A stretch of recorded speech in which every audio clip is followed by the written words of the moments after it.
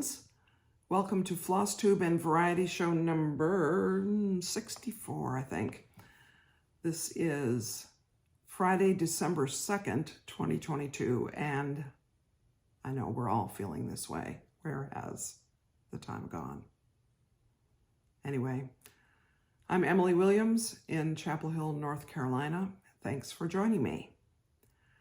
I have a few cross-stitchy things to show you because this is Flosstube, and I have a few Christmassy things to talk about today. And we are in the season of Advent, and therefore our house is decorated for Christmas because that's what we do, but I'll say more about that in a minute. First of all, I possibly have a new viewer named Ashley, and possibly her daughter, Mia. Ashley was a student at University of North Carolina, and she was a youth intern in the youth ministry at our church, and was a great person, very funny and fun and energetic, and anyway, we really enjoyed her. She I think of her every Christmas because of a certain slightly off-color joke. Back up. A certain slightly off-color riddle that she did not tell to the teenagers. She only told it privately. And, but she told a riddle every time the youth group met. That was one of her themes. And of course, I can't remember the other riddles, the ones that I would be willing to say on this video. So, sorry. But she was very fun and now lives in a distant city. But I learned recently that she has taken up cross-stitch again after some years away from it, and that her daughter is also. So welcome, Ashley, especially. And if you want to know that particular joke, you can somehow get in touch with me privately and I'll tell you. I just don't think it's good for YouTube. And you know, it's not terrible because it was told at a church, so how bad could it be? All right, enough of that. Welcome, Ashley, and now let's talk about cross-stitch. So the purple sampler is really the only thing I've worked on. I think that is true since my last video. Because I've been away for basically a week of the past 2 weeks to two different things, our Thanksgiving celebration down in South Carolina and a little trip with some friends to Cherokee, North Carolina, where, if you know anything about Cherokee, the main attraction there is a casino, and yes, that's why we went. But anyway, purple sampler, this is the top part, no change here. I am probably going to put something in here, some additional somethings, not sure what, just because the texture needs to be a little more like the rest of it. And I may do a few little things up above also. But then the second half, so I think that, you've seen part of this, you've seen all the borders up to here, and you've seen part of this thing, but I finished out those little motifs, and they are, you can't see me and I can't see what's on it. They are, somewhat pertinent. The watering can and the wheelbarrow, my friend for whom I'm making this is interested in gardening, and so that represents that. And then below that is the beginning of the final section of borders. So that one right there are little tulips, and they're not completely finished. But when I found them in this book, the Ultimate Sampler Motif Source Book, I thought I really had to include it because a feature of the city of Ottawa, Canada, where my friend lives, is that they have an annual tulip festival in the spring. And I've been up there 2 or 3 times for the tulip festival, and you could put this in your thinking cap. I think I might like to come this coming May for the Tulip Festival. And it's just spectacular. Along the Rideau Canal, Dow's Lake in downtown Ottawa, there's big swaths of gardens that are planted with all different kinds of tulips. And if I can manage it, I will find some pictures from the last time I was there, which I'm sure was 6 or 7 years ago for the Tulip Festival, because they plant different varieties of tulips in different locations each year. But tulips, you know, they haven't changed a lot in the past 5 years. Anyway, yes, so tulips, these are tulips. And then there's just some borders. So these 3 borders, I'm gonna just put a little tiny line of stitches, and then there will be a bigger border of something, which you'll have to just wait and see what it is. And then another tiny line of stitches, and then I think 2 or 3 other borders down below, and then it will be done. So it'll be finished about down to here, I think, maybe a little lower. And then I'll go back up and, you know, fix a few things farther up and decide what I'm doing in this section, and we'll see. But I'm happy about it. And my hope is to have it finished by Christmas, or if not by Christmas, by New Year's. Let's say that. But that means I have to keep working on it, which, you know, I intend to, and I will, but I've been gone. Okay. The next thing I'm going to show you is, can't remember if I showed you this thing, but this particular thing, but this is the little pamphlet that comes with the mystery stitch along called Holiday Countdown, and it's a Frisian band sampler. That's what it's called up here at the top.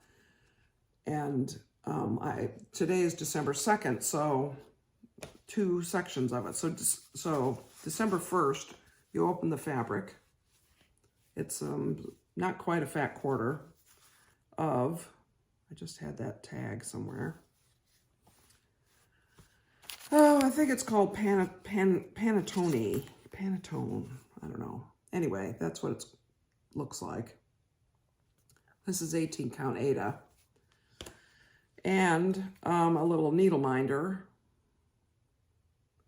And the first day of floss, which you cannot, I'm sure you can't see what color this is on the camera, but it's called Tannenbaum, and it's a very dark green, slightly, maybe slightly variegated, very slightly. And it comes with this floss ring thing and a little doodad, which I'm thinking might be related to the design. And I mean, as you know from previous videos, the only fancy floss I have is now the stuff that I bought for my Winter Rose Manor, which I'm going to start next year. And I don't have any doodads to go with that, which is fine. You know, I don't feel the need to have doodads. But anyway, that was day 1, and the little pattern comes, the day 1 pattern comes in a card. And here's day 2. I haven't opened it. I thought I'd open it right now. So let's see what day 2 is. I have a prediction that it's red floss and another little section of pattern. That would be my guess. Let's see.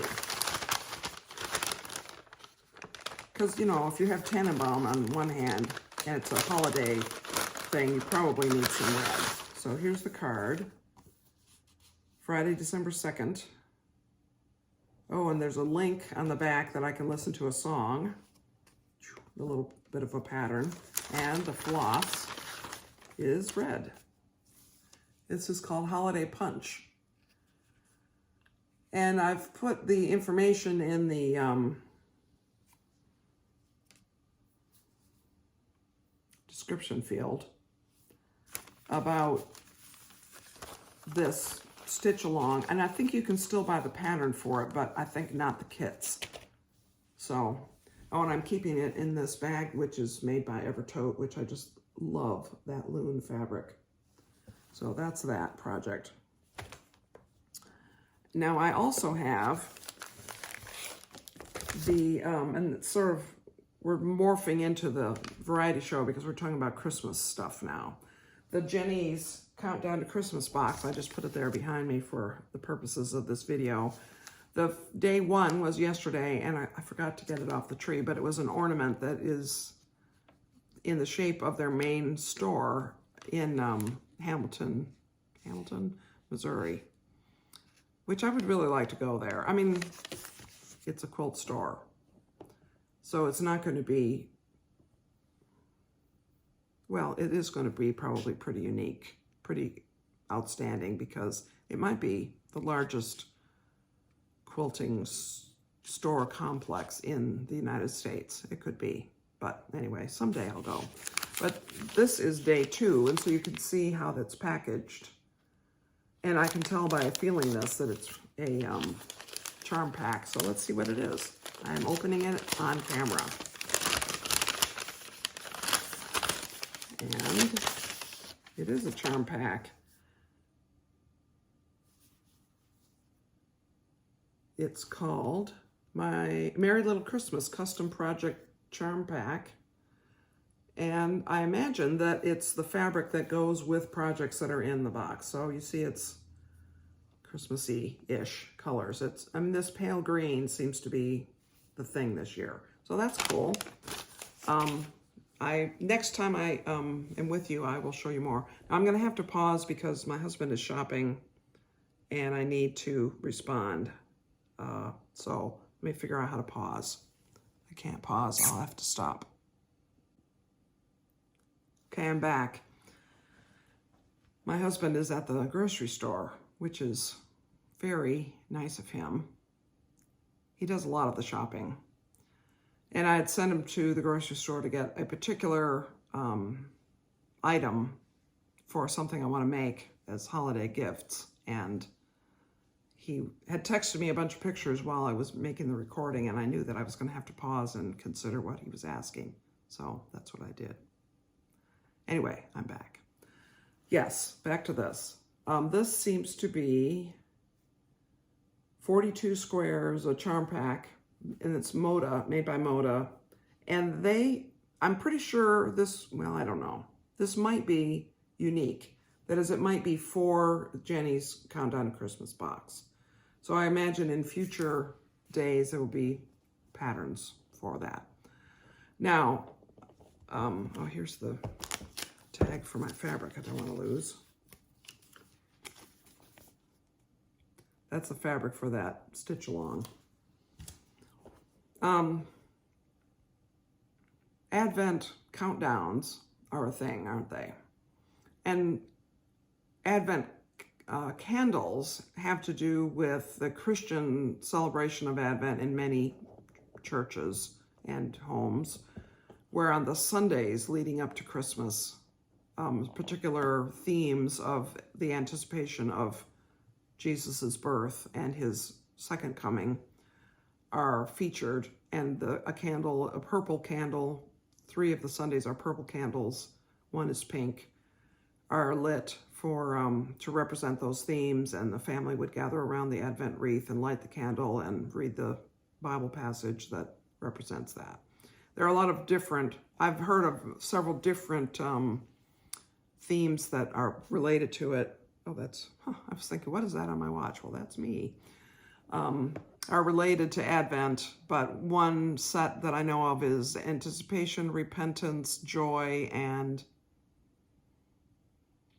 something else. Hope, maybe.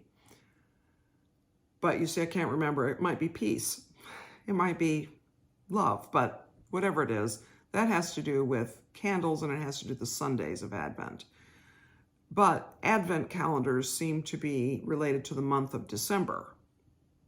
And one of the things I was looking for, which if I find them, I'll put some pictures up. We have 2 or 3 Advent calendars, which are the little sheets that you open the little doors to see a picture, that were from Germany. And 2 of them in particular were from friends of ours who live in Leipzig, Germany. One of them features J.S. Bach, which is, of course, very pertinent to my husband and me, since we're interested in classical music. But I don't know where they are. This is the problem with Christmas decorations, is you put them carefully away. Anyway, another countdown thing was a gift, a surprise gift from a friend of mine, Christine, who gave us this Advent Calendar jigsaw puzzle. I'll try to put it so there's no glare.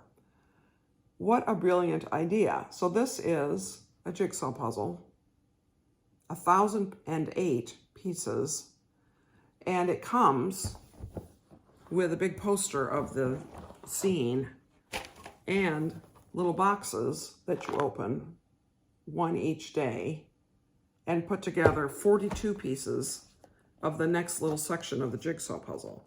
And so I haven't opened this box. I mean, this is not really special because it's puzzle pieces, but I'm gonna open it because I want to show you the back. So the puzzle pieces are, you know, whatever the scene is. This happens to be red. And on the back, it has the number of the day on it, printed on it.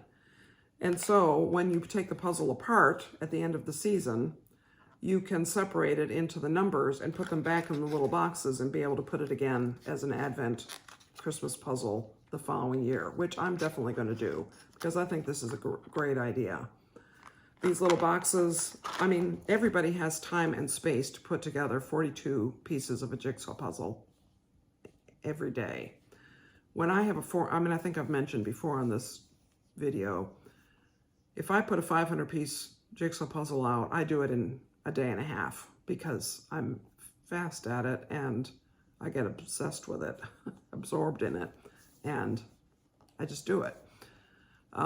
42 pieces. I did day one yesterday. It's this upper corner here, the clock, and about like this is what it is.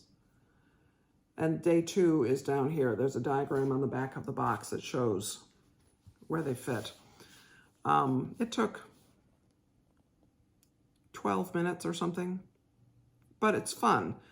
And I was thinking, oh no, a 1,000-piece jigsaw puzzle, where are we going to set that up for 4 weeks? But when I realized that it comes in these little 42-piece boxes, I realized I don't need a card table.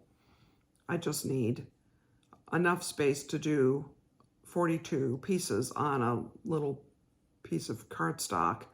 And then I can lift that little cardstock up and take it to the table in the other room, which is big enough for the puzzle, but not big enough to do the puzzle on. You know, it isn't big enough to spread out the pieces, but it's big enough for the completed puzzle, and then just set that section where it goes. So that is fun, and I'm so happy that Christine thought of me when she saw this. It's just really fun. I like that kind of thing. So because I paused the video, I don't know how long I've gone, but I'll try not to natter on too long here. But I did want to talk just for a bit about our Christmas decoration, or about our Thanksgiving experience in Christmas decorating. So our son and daughter-in-law came Tuesday night before Thanksgiving. And Wednesday, we played some games, video games, and laid around, and I made rolls.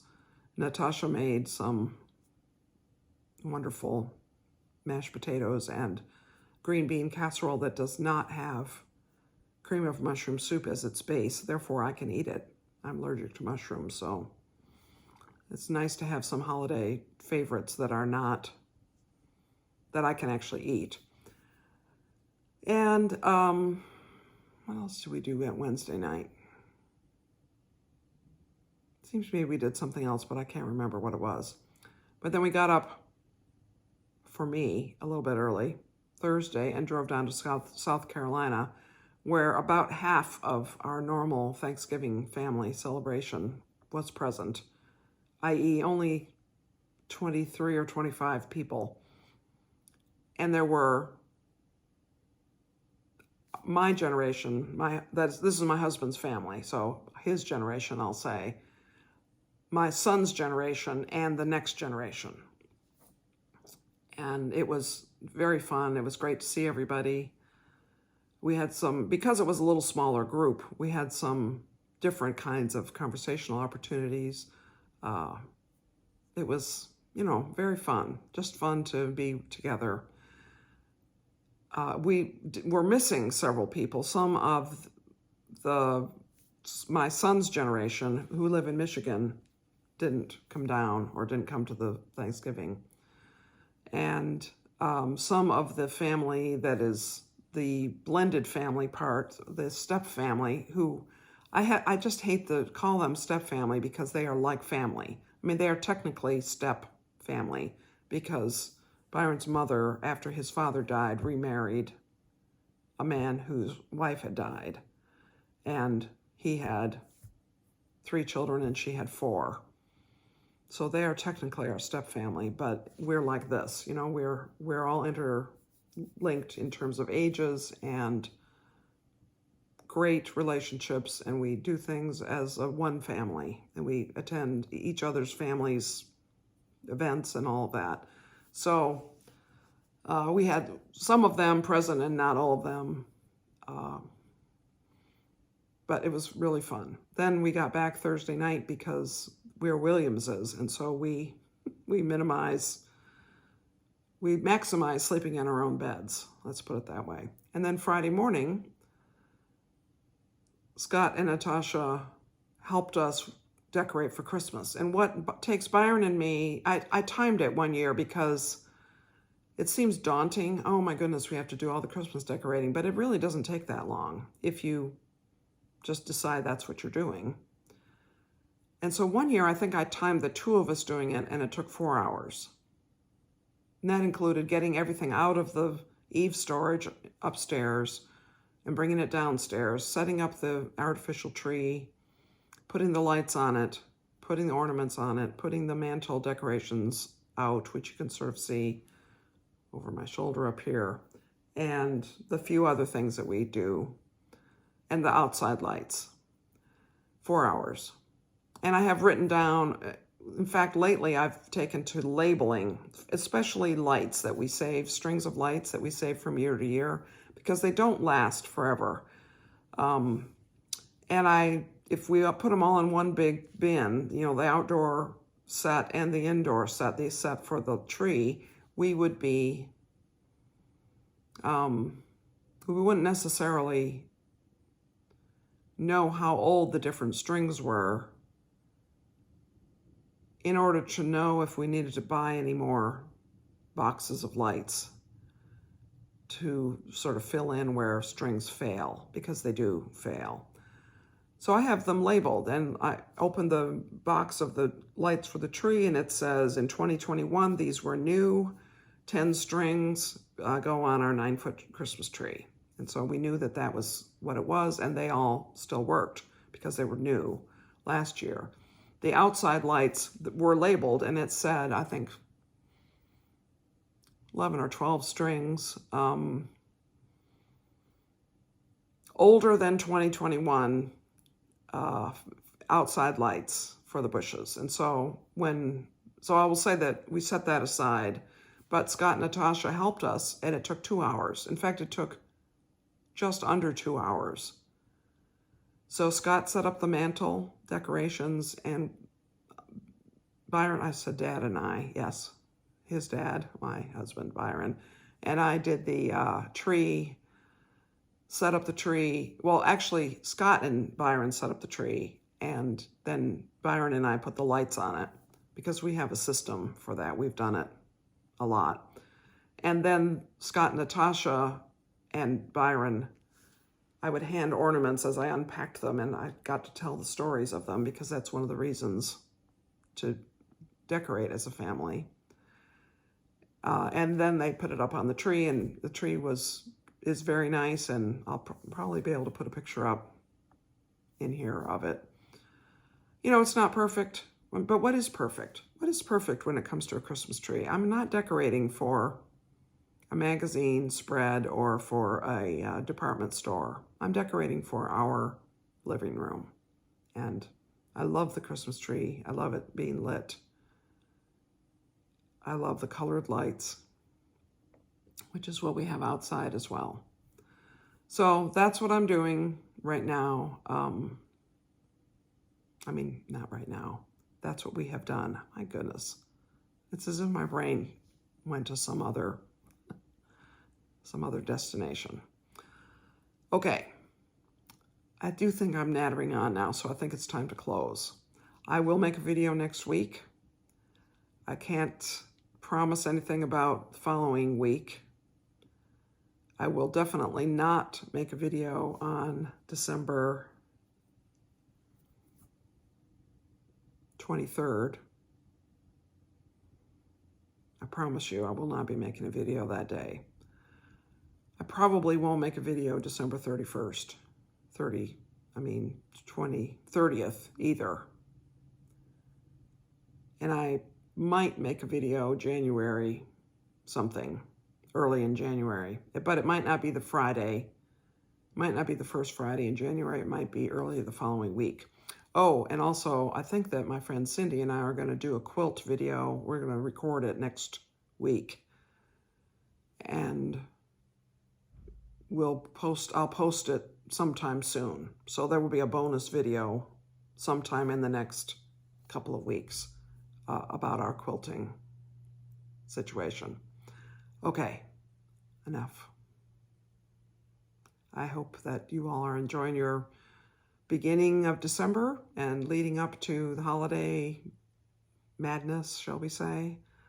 And I hope that you're having some time to do some stitching or any other crafts, or getting those last Christmas presents finished that you started in March, because you were thinking ahead, as we all were, right?